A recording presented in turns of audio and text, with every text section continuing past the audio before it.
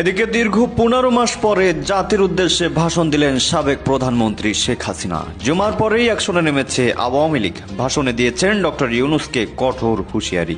16 তারিখে সারা দেশে কিয়ামত ঘটানোর আদেশ দিয়েছে শেখ হাসিনা।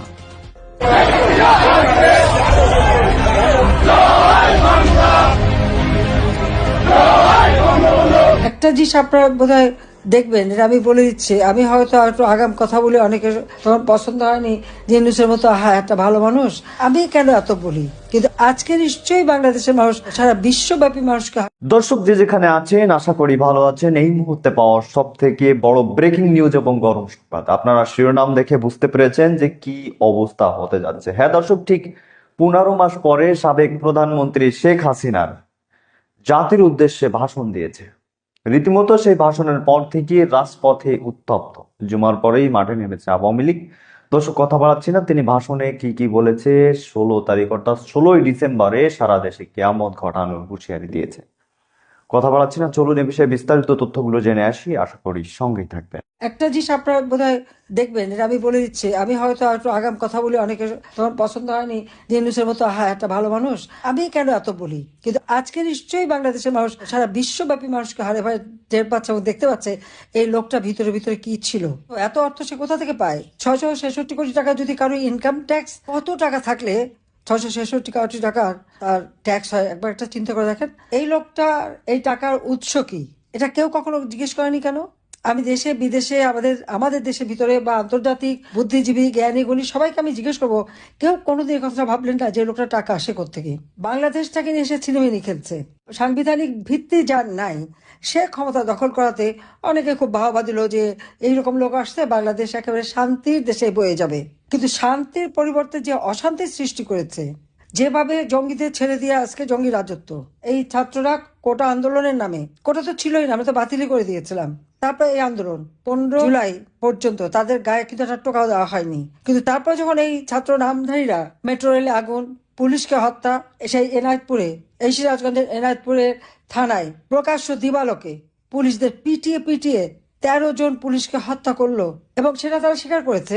সমন্বয়ক একজন এনসিপি লিডার হাসিব বলল পুলিশ হত্যা করেছিল আর মেট্রো রেলে আগুন দিয়েছিল বলেই কিন্তু তাদের বিপ্লব সফল হয়। বিএনপির নেতা সিরাজগঞ্জের, সে তো প্রকাশ্যে মিটিং এ বলল পুলিশকে মেরে তাদের কোমর ভেঙে দিয়েছে বলেই আন্দোলন সফল হয়েছে। সে ইসলামিক এক পার্টির নেতা, সে আবার দাবি করলো সেও পুলিশকে মেরেছে।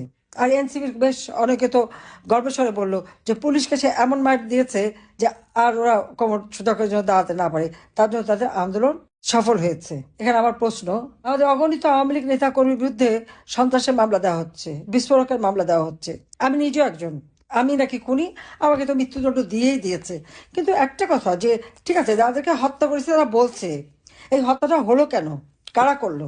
আর এই যে এত মানুষকে, পুলিশকে হত্যা করা হলো, আওয়ামী লীগ নেতাকে হত্যা করা হলো, যুবলীগের নেতাদের হত্যা করা হলো, পা বেঁধে ঝুলিয়ে রাখা হলো, কই একবারও তো সে কথা বলা হয় না যে কারাই হত্যাকাণ্ডগুলি ঘটিয়েছে, কারা এদেরকে মেরেছে, কারা পা বেঁধে ঝুলিয়েছে? ছবি আছে, ছবি দেখে দেখে এদেরকে তো খুঁজে বের করা যায়, সেটা কেন করছে না? এটা তো তদন্ত করা হলো না। আবু সাইদ, মুগ্ধ, আনাস, অমুক সব যারা মারা গেছে, হ্যাঁ আমি প্রত্যেক ফ্যামিলিকে ডেকেছি, আর্থিক সহায়তা দিয়েছি, সান্ত্বনা দিয়েছি, আহতদের চিকিৎসার ব্যবস্থা করেছি। 5ই আগস্ট পর্যন্ত প্রত্যেকে বিনা পয়সা চিকিৎসা পেয়েছে, দিয়েছি আমি। ভালো মন্দ সবই ছিল, ছাত্রলীগ, যুবলীগ এবং এই সমন্বয়ক, অমক সমক, বহু অনেকজন, অনেকেই ছিল, সবার ট্রিটমেন্ট কিন্তু আমরা বিনা পয়সা করে দিয়েছি। মানুষকে মানুষ হিসেবেই দেখেছি। আমি এটা বলিনি যে এদের চিকিৎসা করতে পারবে না, কিন্তু গোপালগঞ্জে যখন আমাদের নেতা কর্মীদেরকে নির্বিচারে গুলি করে হত্যা করা হলো, অন দ্য স্পট 4 জন মারা গেল, আরেকজন তো পরে হাসপাতালে নিয়ে যাওয়ার পরে তাদের চিকিৎসা দেওয়া যাবে না, স্বাস্থ্য উপদেষ্টা নিষেধ করে দিয়েছে চিকিৎসা দেওয়া যাবে না, কারণ এটা হচ্ছে ইউনূসের ইচ্ছা। তাহলে আপনারা বুঝতে পারেন যে লোকটা কিছু ধুরন্ধর। আজকে এত যে মানুষ মারা গেল, এত অগ্নিসন্ত্রাস, লুটপাট, সিরাজগঞ্জে আমাদের নেতাদের বাড়ি পোড়ানো হলো, ইউনিয়ন পর্যায় পর্যন্ত কোনো নেতার ঘর বাড়ি ব্যবসা প্রতিষ্ঠান নাই, সব পুড়িয়ে দেওয়া হয়েছে, সব জায়গায় আগুন, নিঃস্ব করে দিচ্ছে। মানে আওয়ামী লীগের প্রত্যেকটা নেতা কর্মীকে শারীরিকভাবে নির্যাতন, জেল জুলুম, অত্যাচার অথবা খুন করে ফেলছে, আগুনে পোড়াচ্ছে, পাশাপাশি অর্থনৈতিকভাবেও তাদেরকে একেবারে পঙ্গু করে দিচ্ছে। এটা হচ্ছে ইউনূসের মেটিকুলাস ডিজাইন, সেই ডিজাইনের ফলে এটা করে যাচ্ছে। আওয়ামী লীগকে নিষিদ্ধ করা হয়েছে, কারণ আওয়ামী লীগের অপরাধটা কি? খুন করবে ইউনূস, তার বাহিনী দিয়ে তার মেটিকুলাস ডিজাইনের অংশ হিসাবে ইনুস সেন্টারে বসে সে ওখানে বসে চক্রান্ত করে করে মানুষ হত্যা করবে আর সব দায় আওয়ামী লীগের উপর দিয়ে আওয়ামী লীগকে নিষিদ্ধ করবে, এই সাহস পায় কোত্থেকে? সে কি জনগণের ভোট নিয়ে এসেছে?